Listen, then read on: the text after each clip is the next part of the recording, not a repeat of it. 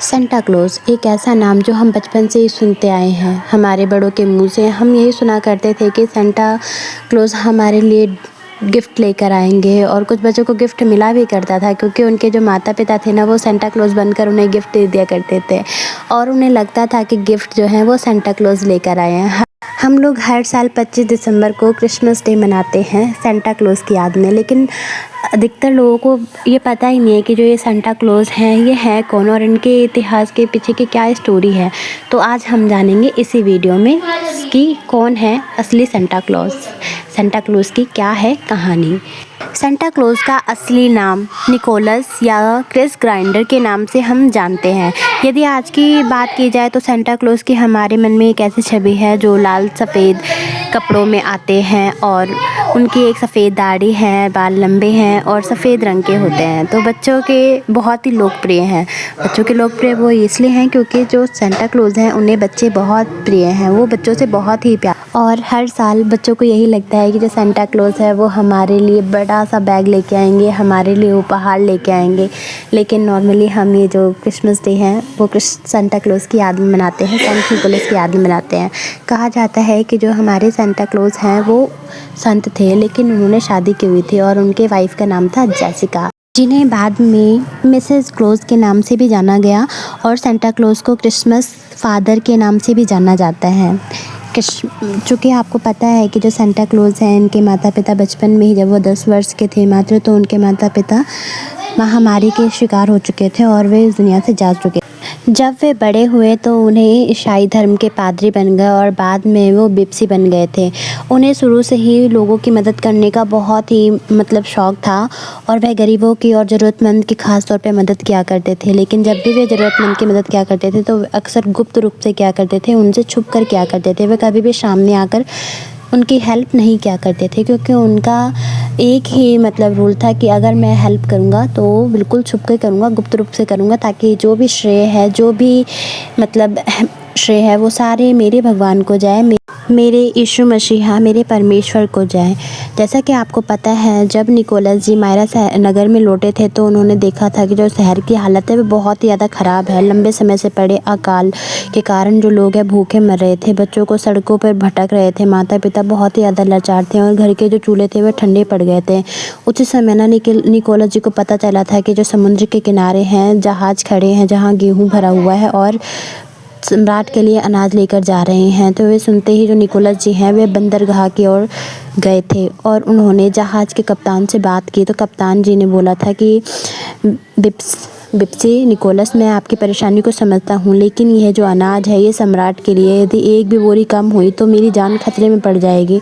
तब निकोलस ने पूरे विश्वास के साथ कहा कि तुम बिल्कुल भी टेंशन मत लो, जो भी चीज़ें तुम्हारी घटती हैं उस सब की पूर्ति हमारे ईश्वर करें। तब कप्तान ने कुछ सोचा और थोड़ी देर सोचने के बाद वह मान गया और उसने प्रत्येक जहाज़ में से कुछ बोरियां जो है वह उतार कर निकोलस जी को दे दी। इस तरह से निकोलस जी ने लंबे समय से पड़ रहे भूखे लोगों की सहायता करी और उन्होंने वह अनाज गरीब लोगों में बांट दिया जो लोग काफ़ी समय से अकाल।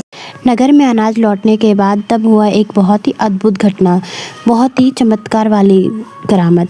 जब वे जहाज़ सम्राट के दरबार पहुंचे तो अनाज को तोला गया तो पता चला कि एक भी बोरी कम नहीं हुई है। जितना अनाज जहाज़ों में पहले थे वे उतना ही मौजूद था उसमें। तब कप्तान को ये समाचार मिलते ही वे उनकी आंखें जो हैं बहुत ही ज़्यादा नम हो गई, उनकी आंखों में आंसू आ गया। उन्होंने कहा कि सचमुच निकोलस का जो परमेश्वर है वे सच्चे परमेश्वर हैं। निकोलस के पूरी जीवन दूसरों की सेवा में बीता। वह गुप्त रूप से गरीबों की मदद किया करते थे, वह बच्चों से बहुत प्यार करा करते थे, क्योंकि बिपश निकोलस जी भली भांति जानते थे कि बच्चों से प्यार करना प्रभु यीशु से प्रेम करने के समान है। ऐसे ही करके कुछ समय बीता। 343 ईस्वी में 6 दिसंबर को बिपश निकोलस जी इस संसार से विदा हो गए। ऐसा माना जाता है कि उन्होंने अपना जीवन परमेश्वर को समर्पित और प्रार्थना के साथ पूरा किया। निकोलस की मृत्यु के बाद उनकी की हुई एक कहानी को पूरे विश्व भर में फैला।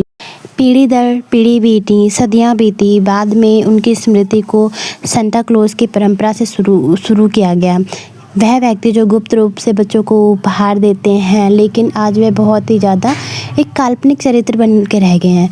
असली में निकोलस, जो असली निकोलस जी हैं, उनको भूल गए हैं। वह व्यक्ति जिन्हें यीशु मसीह के लिए अपना जीवन समर्पित किया, जिसने सत्य के लिए संघर्ष किया और जिसने चुपचाप प्रेम किया। निकोलस की मृत्यु के बाद लोगों ने उन्हें संत के रूप में सम्मान देना शुरू किया। आज जब भी हम क्रिसमस मनाते हैं तो हमें याद रखना चाहिए कि जो सेंटा क्लॉज है वह सिर्फ उपहारों का त्यौहार नहीं है, उपहार देने का त्यौहार नहीं है, बल्कि इनके पीछे छुपे विश्वास, प्रेम, बलिदान, इन सब के पीछे बहुत बड़े संघर्ष से है। संत निकोलस की यह कहानी हमें चुनौती देती है कि हम ये कहानी केवल सुनने वाले नहीं बल्कि करने वाले भी बने।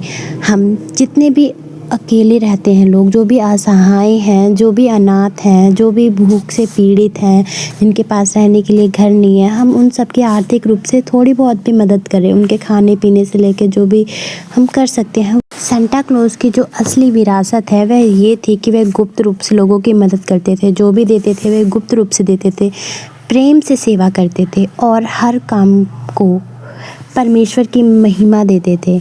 जब हम क्रिसमस मनाते हैं तो हमें याद रखना चाहिए कि यह त्यौहार केवल उपहारों का त्यौहार नहीं है, यह उस सबसे बड़े उपहार की याद है जो परमेश्वर ने हमें दिया है, एक इकलौते यीशु मसीहा। सो गाइस, इसी के साथ हमारी जो ये कहानी है सेंटा क्लॉज की, मैं ये यहीं पे ख़त्म करती हूँ। हालांकि संत निकोलस से जुड़े हुए कहानी एक एक चीज़ें यह सच है, लेकिन और भी कहानियाँ मैं इसमें ऐड कर सकती थी, लेकिन चूँकि ये वीडियो ज़्यादा लेंथी ना हो, ज़्यादा बड़ा ना हो और पार्ट 3 लॉन्च ना हो, पार्ट 2 तक ही ख़त्म हो जाए, मैंने इसलिए इसको बहुत ही कम और आसान शब्दों में अपनी इनकी कुछ कहानियाँ जो हैं आपको बताई हैं। तो guys, please subscribe our channel for more details and more informations. हम अपने इस चैनल पे रोज़ाना डेली कंटेंट्स डालते हैं जो कि हमारे डेली डे रूटीन्स में और हिस्ट्री से रिलेटेड होती हैं एंड बहुत ही अच्छी अच्छी वीडियोस आती हैं।